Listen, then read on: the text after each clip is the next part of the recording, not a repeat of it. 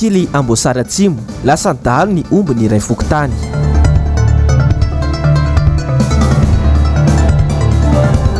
Orinasa Air Madagascar sy Tsaradia miroso tsikelikely amin'ny fampianana mpiasa.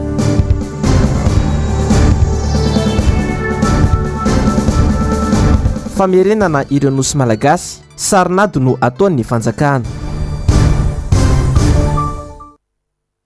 Manohitra ny araba tompoko lasy sy tompoko vavy ho antsika rehetra izay manaraka ny fahitalavitry ny MPS amin'ity hariva ity. Tonga sondrainao ato anatin'ny fampahalalam-baovao ka manasanao ampanajana sy ampitiavana ny tenako hanaraka ny vaovao hatramin'ny farany. Omby arivo no lasa nidahalo ny zoma lasa teo tany Amboasary Atsimo fokontany ao Ankily. Fantatra fa ombiny iray fokontany mihitsy ireto lasa nidahalo ireto.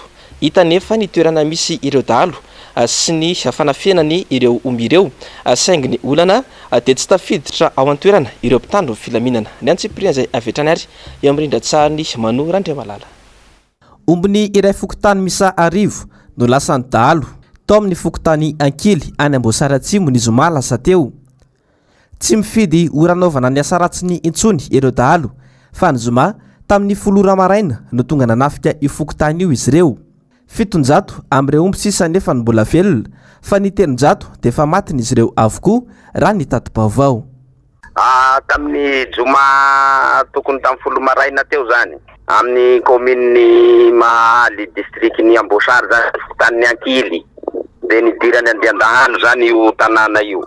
Dia dahalo misa eo amin'ny 70 dia le omby lasany any zany eo amin'ny agn'omby 700. Zay ny filazany tompon'omby Andriamatoa ino zany.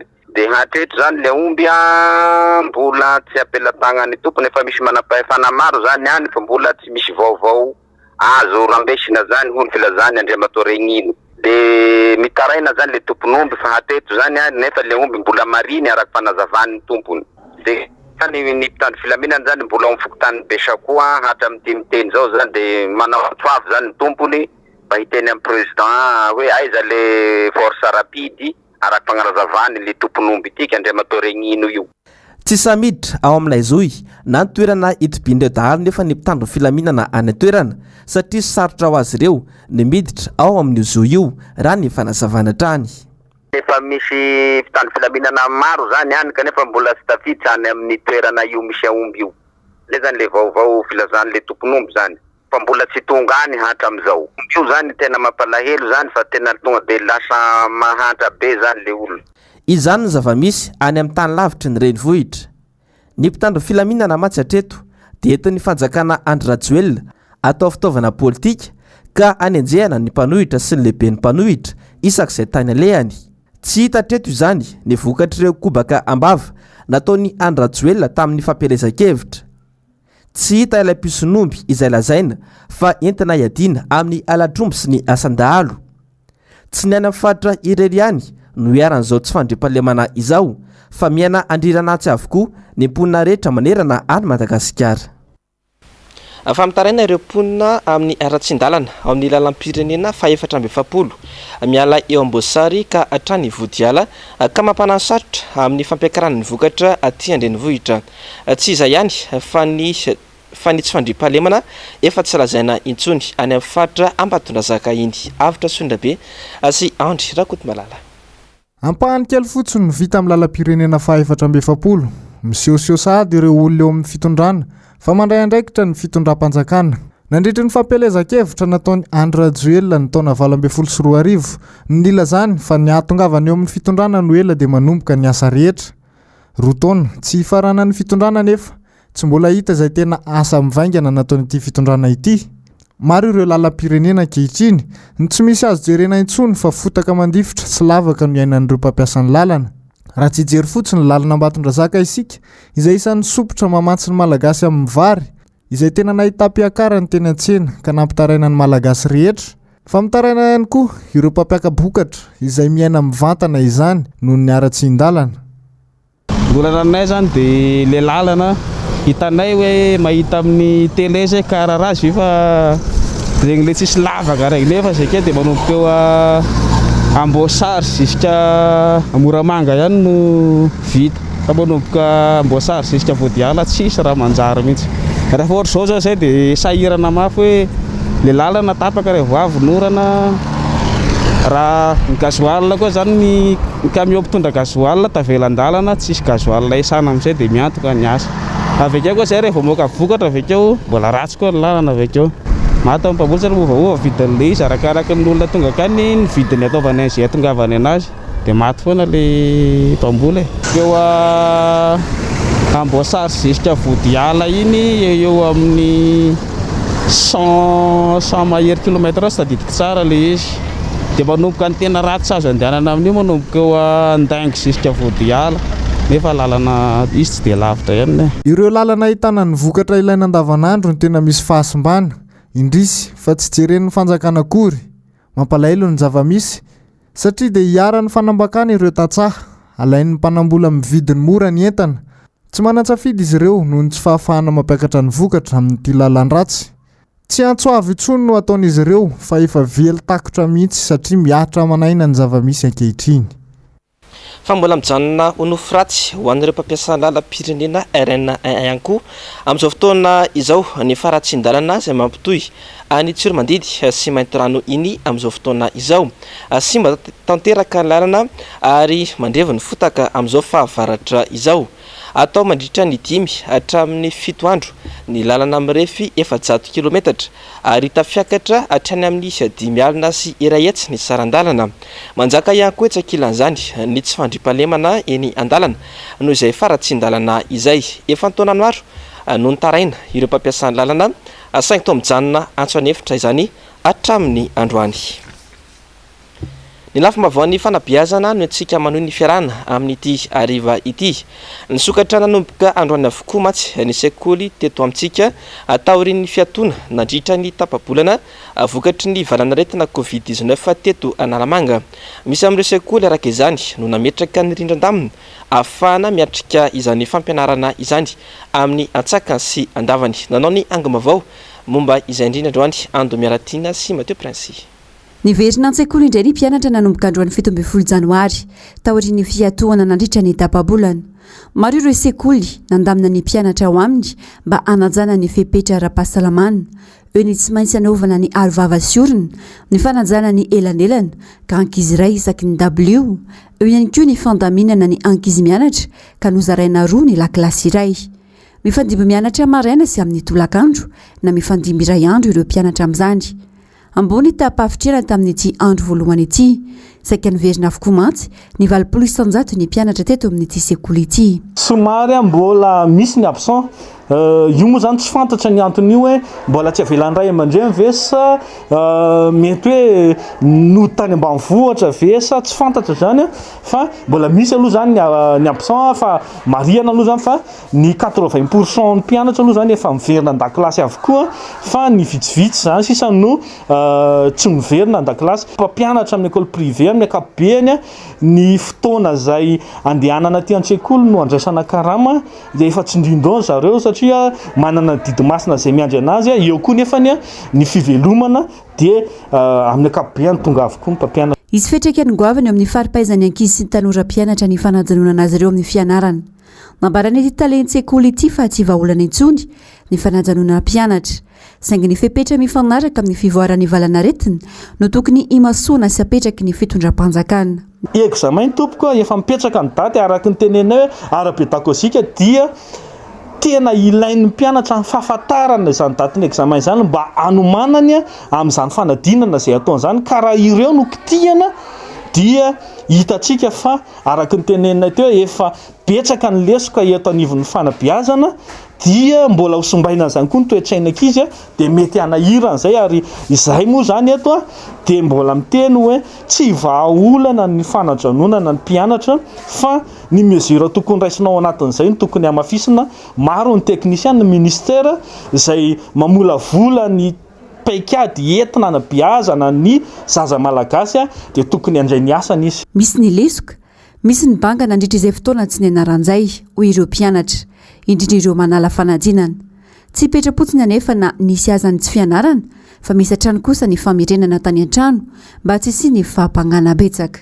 Be zavatra very ho an'ny ankizy misy mianatra misy tsy mianatra ny sasany arakaraka le ankizy raha tsy mianatra ty ampianarana dia be da be lavaka amin'le lesona dia manjary tsy araka le devoirana alaina taty ampianarana ny natao dia namerimberina lesona sy fahampangana be da be satria ny programma lasa tsy ampy dia tsy afaka mianatra be da be fa sy efa programma vita ihany ny anarana dia miezaka mifandray amin'le mpampianatra tsara dia atao foana sy tenen'le mpampianatra dia sy programma omeny dia tonga dia averimberenina foana. Tsikatra tamin'ity androany ity fa nisy ireo mpianatra tsy salama mbola tonga niatrika ny fianarana.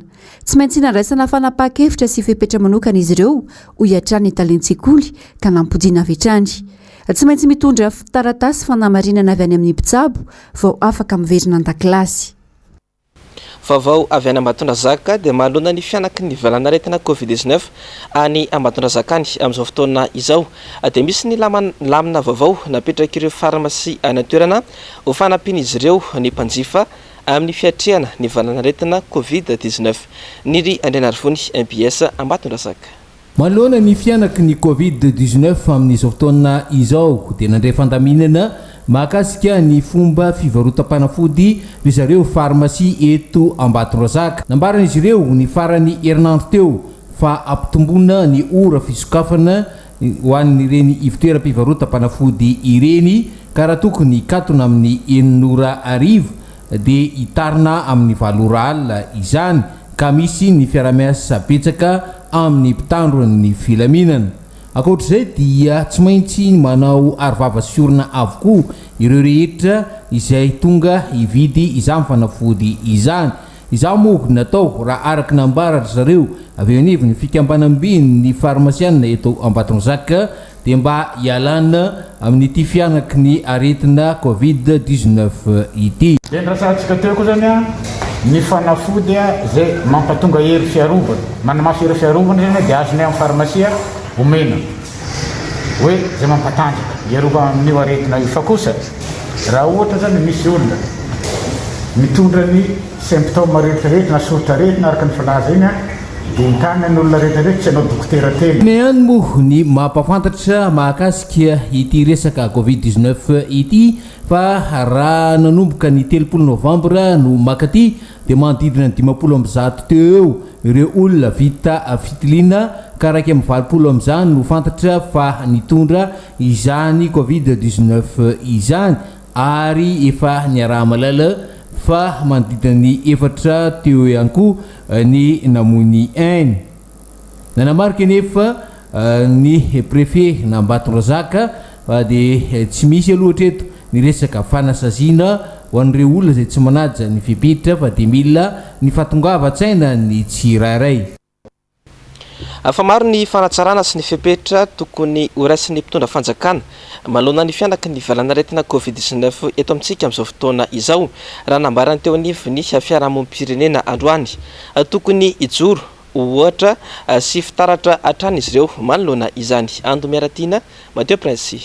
Tsy tena hita taratra ny paikety nentin'ny fitondram-panjakana ny adina tamin'ny valanaretina Covid-19 tsy ampy ny mangarara amin'ny fitantanana sy fampiasam-bola ho enti miady amin'izany hoy ny teo anivon'ny fiarahamonim-pirenena. Tsy hita soritra mazava ihany koa izay tena fapetra no raisin'izy ireo amin'ny fiatrehana ity valanaretina ity. Mbola tena atao anaty ny ady ny firenena malagasy ankehitriny. Mitaky ifandraisana andraikitry ny rehetra no ahafahana miady izany. Tompona andraikitra voalohany ny fitondram-panjakana ka izy ireo mihitsy no tokony hijoro ohatra velona mba tsy hototarim-bato filambava fotsiny ihany. Amin'izao ilay izy tokony hovaina ny fomba fitantanam-bola izay manakambana ny atao hoe fahafanganana ny fitantanam-bola dia ankoatran'izay ihany koa manaja ny atao hoe fangararana sy ireo standard na bonne gouvernance rehetrarehetra.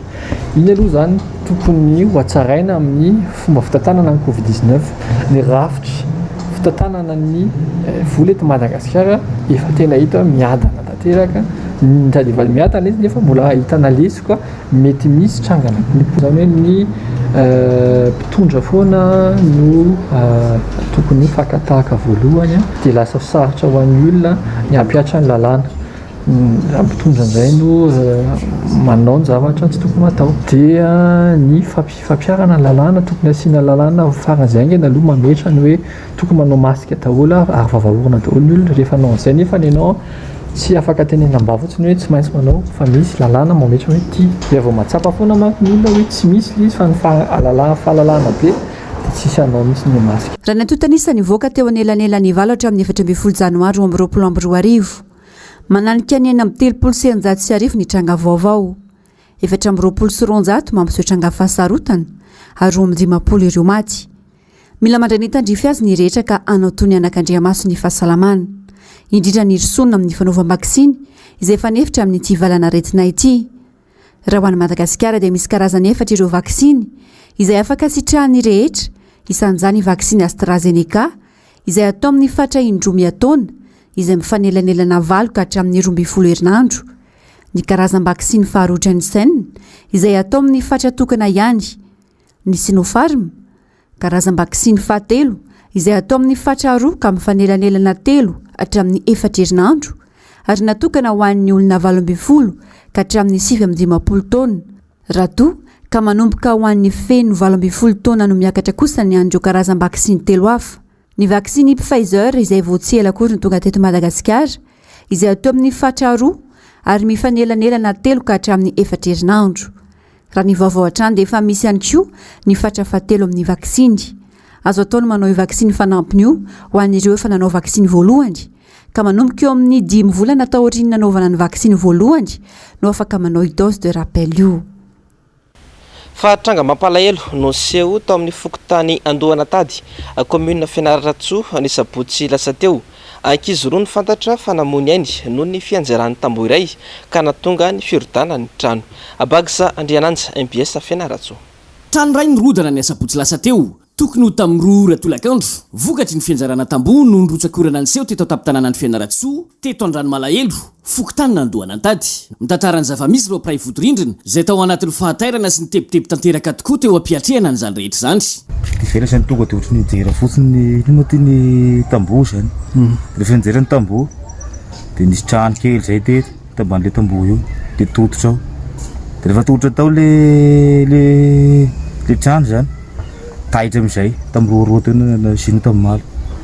Dia vao niantso ny tany tambony tao moa zany dia vao nisora soufflé dia tonga teo ny popiste sy ny polisy dia nalaina teo amin'izay ny vady tambony tony teo zany nampiasaina lamasy aby manontolo teo dia nisy tomina tao tanatin'ny lavaka tao zany le raha zany. Olona firy no tao an-trano? Dia olona telo, zazakely anankitelo zany no tao. Tsisy olona dehibe mihitsy tao? Tsisy olona dehibe tao, zazakely no tao. Dia niala tao ny roa. Naharitra hafiriana tao ny fitadiavana an'ilay olona voatsindry tao zany? Ny olona voatsindry tao zany eo amin'ny taontsika eo amin'ny atiny ray latsaka teo angamba izay. Atiny ray latsaka teo. Satria mbola sakoroka be mihitsy ny talohan' izay dia vao nisoka soufflé. Zay vao tonga avy amin'izay ny olo manontolo dia vao naka nytony vato be tony zany. Telo menadary ireo zaza voatsindry. Eritaona sy tapany 5 taona ary 9 taona. Maty tsy tradranona nandritry ny fisehoan'ny tilozy ity ny zandry ny anankiroa ny eritaona sy tapany sy ny 5 taona. Raha efa eny amin'ny tompo-pahasalamana kosa ilay zokiny 9 taona izay anisan'ny tototry ny trandro tamin'ity tolakandro ny asabotsy ity. Mbola mitoy hatrany ny rotsakorana eto amin'ny tampon-tanàna ny Fianaratsoa ka manentana ny rehetra mba ho mailo hatrany. Fampiasan'ny Air Madagascar sy ny tsaradia misy 570 no namohan'ny syndicat noty fa afaka manao fametram-pialana an-tsitrapo ny 13 janoary lasa teo. Tsy mazava nefa hoy ny randrana syndikaly ireo fepetra rehetra makasika ity noty ity. Onja lalaina raha navy manana sy tahiriny. Namoaka noty makasika ny fametram-pialana an-tsitrapo na ny départ volontaire ho an'ireo mpiasan'ny Air Madagascar miisa 700 sy mpiasan'ny tsaradia 500 ny avy eo anivon'ny syndic ny 13 janoary lasa teo. 12 andro ny fepitaona no mena ireto mpiasa ireto anaovana izay fametram-pialana an-tsitrapo izay. Izany hoe nanomboka ny 13 janoary ka hatramin'ny 30 janoary ho avy izao. raha ny loharanom-baovao dia betsaka ireo mpiasa ny te hiala ny sitrapo saingy mbola manjavozavo ny fepetra raisin'ny mpitantana ny orinasa mahakasika izay fametraha-ampialana ny sitrapo izay ka anisan'ny takian'ireo mpiasa ny amohana izany mialohan'ny rosoana amin'ny fanaovana fametraha-ampialana.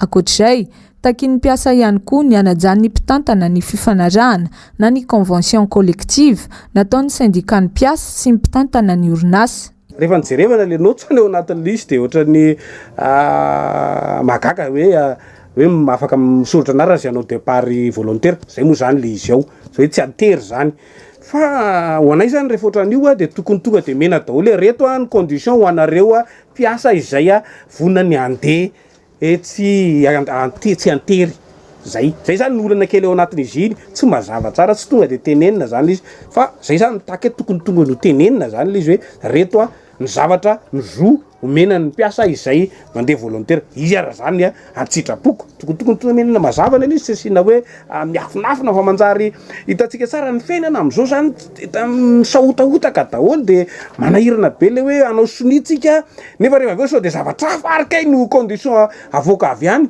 Efa maro ny fangatana fampitiniana nataony avy eo anivon'ny syndicat tamin'ny mpitantana ny orinasa sy ny ministera pia saingy voariraridratrany izy ireo.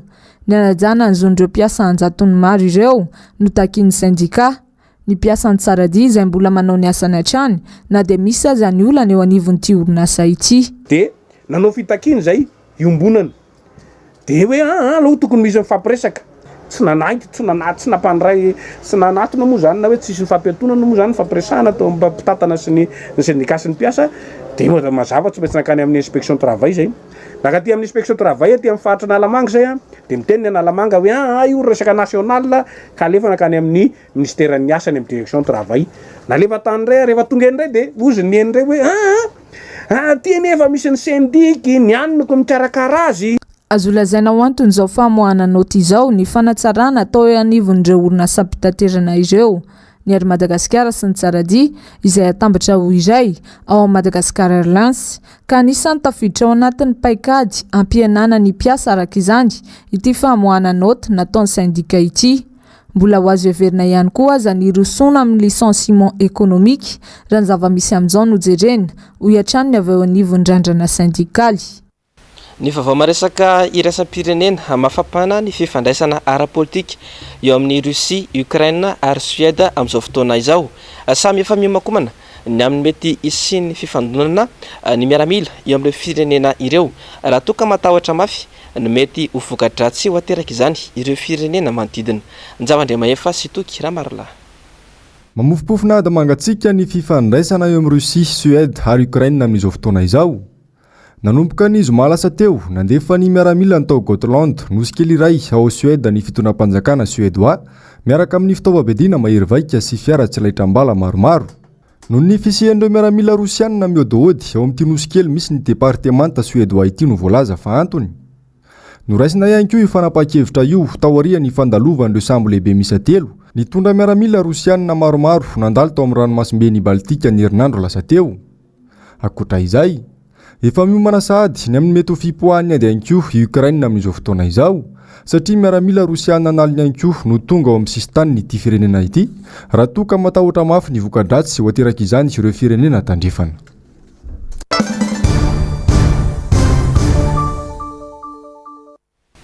Fandrebirebe anisan'ny vahoaka malagasy fotsiny ihany ny filazan'ny ministra ny raham-bahiny malagasy fa ifampidinika amin'ny la Frantsa mahakasika ny amerenana ny fitantanana ireo nosy malagasy bodon'ny frantsay ny mpitondra amin'izao fotoana izao hoy ny avy amin'ny antoko otrikafo tsy azo heverina ho tsy ity fitondrana ity mihitsy aloha araka izany no avita amerina ireo nosy malagasy bodon'ny frantsay ireo onjara ny anarana vomanana sy tahirinena hatrany. Mbola tsy nisy ihany ny fehi-kevitra nivoaka mahakasika ny famerenana ireo nosy malagasy telo taona ty aoriany sy ny fifampitiniana natao tena indafavaratra teo amin'ireo delegasiona malagasy sy frantsay. Nandamoka hatrany ireo fifampitiniana teo amin'ny rotonta ary kely ny fanantenana amin'ny fahafahan'ity fitondrana ity mamerina indray ireo nosy malagasy ireo. Raha teto Madagasikara hatrany no nanaovana amin'ny fampitiniana dia any Frantsa indray kosa no atao izany amin'ity indray mitoraka ity ka anisany mahakely ny fanantenan'ireo antoko mitaky ny amerenana ireo nosy ireo. azo lazaina ho frantsay fampijinika amin'ny frantsay ihany koa raha ny ministra ny raharaham-bahiny no hitarika ny delegasiona malagasy. Ity ministra ity izay nahazo kina mivaivay amin'ny tsy fahaizany miteny malagasy akory. Ny fampivondronana ny hery-velona rehetra misy eto Madagasikara ary koa ny fiara-miasa amin'ny vondrona iraisam-pirenena no anisan'ny vahaolana ahafahana mamerina ireo nosy malagasy ireo. Raha tsy ahivana, miisa 4 ireo nosy kely manodidina Madagasikara kiazan'ny Frantsa dia ny nosy sambatra na ny Île Glorieuse, nosy kely na i Joan de Nova, nosy Bedimaky na Bassas d'India ary ny nosy ampela na Europa. Izy aloha voalohany fantatsika tsara fa efa nisy ilay fampidiniana teny Andafiavaratra tamin'ny 17 volana Novambra taona 2024. Mandrakitiny androany tsy nivoaka ary tsy navoaka ny fitondram-panjakana malagasy hoe inona no votoatiny lahadinika tao. Ny faharoa nisy ihany koa ilay fampidiniana na fionambe teny amin'ny CCIV tamin'ny Novambra 2024. Mandrakity koa androany tsy hita ilay fehikevitra ireny.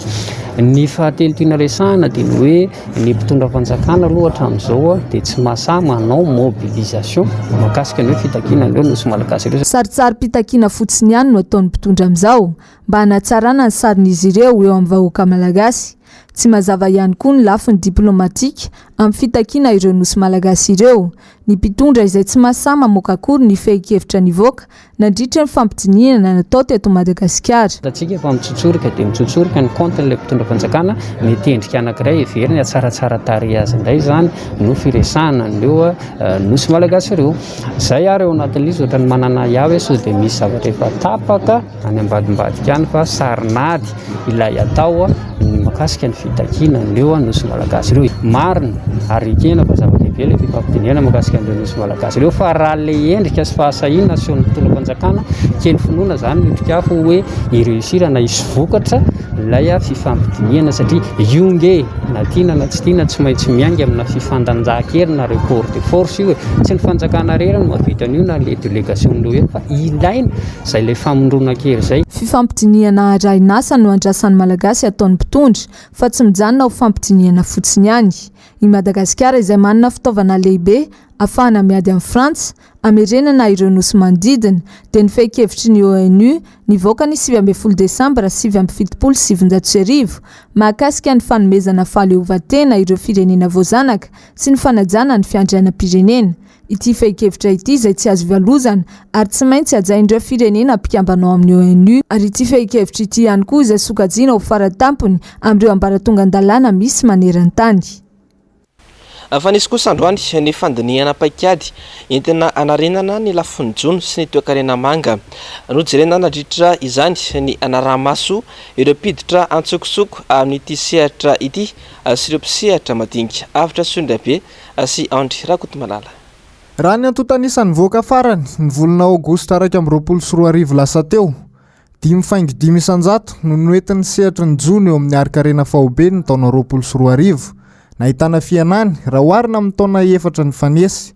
Kanefa niakatra hatramin'ny 2,20 sy 7,000 sy 1,000 sy 1,000 taona ny famokarana tao anatin'ny taona 2024 ihany. Nahita-piakarany kely ny tamberim-bidy ny taona 2024 izay mitetina 10,7 miliara ariary raha ampitaina amin'ny taona 2024 izay 7,270 miliara ariary. Raha tokana hatratra amin'ny 12,470 miliara ariary izany teo amin'ny taona 2024. 17 isanjato amin'ireo vokatra hazan-drano ankehitriny dia avy amin'ny jona madinika avokoa. Ka vinavinaina ho ray tapitrisa sy 10 metsy ireo olona mivelona amin'izany eto Madagasikara. Hanatsarana sy hanarahany maso ireo mpisehatra indrindra. Nisy ny fifampidiniana mba hahafahana mampiroborobo ity sehatra ity. Ny fiaraha-miasa aloha zany raha avy aty amin'ny firaisamonim-pirenena mazava ho azy dia misy fidirana amin'ny vatana fandraisana anjara amin'ireo komity isan-karazany izay mandrindra ny fametrahana ny paikady amin'izay fanatsarana ny jona sy ny toe-karena manga izay. Eo ihany koa ny fandraisana anjara amin'izay mety ho fanabeazana ny olona ny fotony sy ny firaisamonim-pirenena izay miantsehatra amin'izay sehatry ny jona sy ny toe-karena manga izay toreo fikambanana mpanjona isan-karazany sy ireo mpiaro ny faritra ny masana isan-karazany dia mety hisy fanetanana ihany koa ao anatin'izay sy fanabeazana mazava ho azy momba nyity resaka setry mijony sy ny toe-karena mangy ity ary mazava ho azy ny fifanampiana eo amin'ny fanaraha-maso ny fomba fanatanterana n'ireo paikady indrindrandrindra ny fanaraha-maso an'izay mety ho halatra eo amin'ny resaka fanjonoana ka mahatonga ny firenentsika zany tsy tena mahazo tombony amin'izay resaka setry ny jono sy ny toe-karena mangy izay. Ny fisiany gabiraraka sy tsy fifehezana ny sistan'ny Madagasikara no isan'ny manimba ity sehatra ity eto amintsika. Migalabina ireo samby vahiny manjono antsokosoko. Ny tompona andraikitra voakasika toa mbola tsy manana drafitra matipaika hamongorana izany. Fa eo ihany koa ny jonan-dranomamy izay azo trandrahana tsara raha ny eto amintsika no jerena. Fa Andriamatoa Jean-Claude Rakotonirina mpandrindra nasionaly antoko tiky Madagasikara na ny antoko tima no vahiny fandaran-dinika rehefa avy eo aorin'izao famparalam-baovao izao. Loha hevitra maro moa ny votra atao anatin'izay fandarana hoarainao aorin'izay famparalam-baovao izay. Anisan'izany ny fiainan'ny antoko tiako i Madagasikara. Fanazavana. Mikasika ny antoko amin'ny ankapobeny aloha ny resahako dia efa nisy tokoa taoriny reny fialan-tsasatra kely satria dia ranao fialan-tsasatra politika tokoa ny antoko Madagasikara nandritry ny reny faraparan'ny taona reny ary mandrapahatongany tamin'ny voalohan'ny volana janoary teo amin'ny 9 janoary teo no nanomboana an'izany tamin'ny alalana karazana cercle de réflexion nitanterahana ireo politika ny arahana tamin'ireo ombofidy zay nitanterahana nandinihana indrindra an'izay hoe fomba manahoana ny fomba hoentina hiatrehana indray ny fiainam-pirenena amin'ity taona 2024 ity. Anisan'ny zavatra nisongadina tao anatin'izay dia tsy miala mihitsy amin'ilay hoe fa napetraka ny tetiandro sy ny foto-kevitra ny joroany antoko dia hoe tsy maintsy hiroso amin'ny fameloma-maso ny antoko manerana ny nosy ny antoko tiako Madagasikara. Efa nisy reny efa natomboka efa faritra maromaro ny vita fa mbola tsy visy ihany koa ny tsy vita.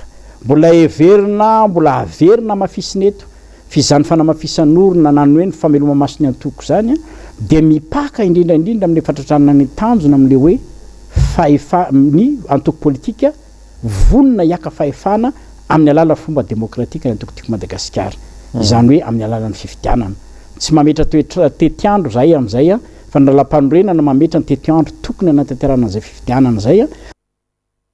Fa atao anatin'ity fanadihadiana manaraka ity kosa no hitondrako aminao ireo teboka nisongadina tao anatin'ny fandarana miara-manonja androany eo amin'rindra-tsariny Manora Andriamalala. Tsy mahagaga raha toy izao ny fantrana lalina iainan'ny vahoaka malagasy. Mazava fa tsy misy afa-tsy ny tsy fahaiza-mitantana ataon'ny Andry Rajoelina ihany no anton'izao fantrana tsy mbola nisy tao anatin'ny 10 taona izao. 20 taona tokoa mantsy izay no nitondrany Andry Rajoelina any Madagasikara ka potika tanteraka ny fiainandra malagasy. Tsy misy lamba mazava matsy ny hitondrana any Madagasikara toy izany ihany koa ny fitantanana ny valanaretina Covid-19 eto Madagasikara.